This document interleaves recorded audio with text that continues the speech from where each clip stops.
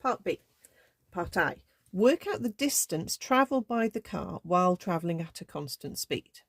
Okay, so that's the bit of the velocity time graph where we're travelling for a minute, which was 60 seconds, at velocity 26. So that's going to be 26 times 60, which is 1560 meters. Part 2. Hence calculate the length of time for which the car is decelerating until it passes point B.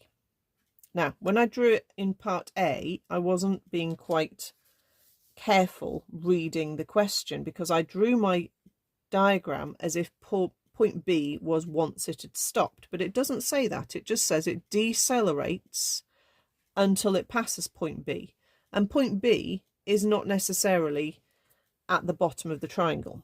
Okay, so that makes it a bit trickier, but we do know that the total distance between A and B is 1.9 kilometers.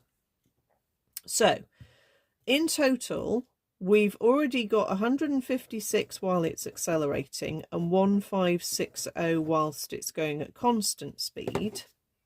Let's work out how much distance is left for the journey while it's decelerating. So that's 1716. Take that away from 1900.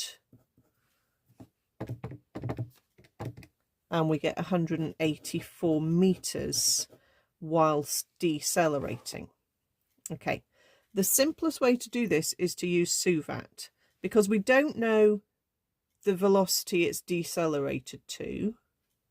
We don't know the time, so it would be quite tricky to try and work that out as an area. But if we use SUVAT, we know that we're traveling 184 meters in this third section. We know that the acceleration, it told us, was negative 0.75 because it said it was decelerating at that rate. And we know the initial velocity in this third section is 26. So what we can do is work out the t without even panicking about, well, we don't know what speed it's decelerated to. We don't need the v. We can work out the t. So if we do s equals ut plus a half at squared, 184 is equal to 26t plus a half of negative 0.75 times t squared. So that gives me minus 0.375. Let's hop everything across to make a quadratic, which doesn't look particularly nice. So I'm just going to use the quadratic formula on the calculator to solve this.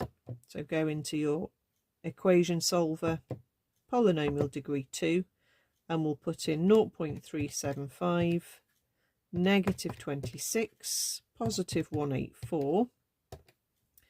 We get one answer which is actually way too big, 61.3 seconds.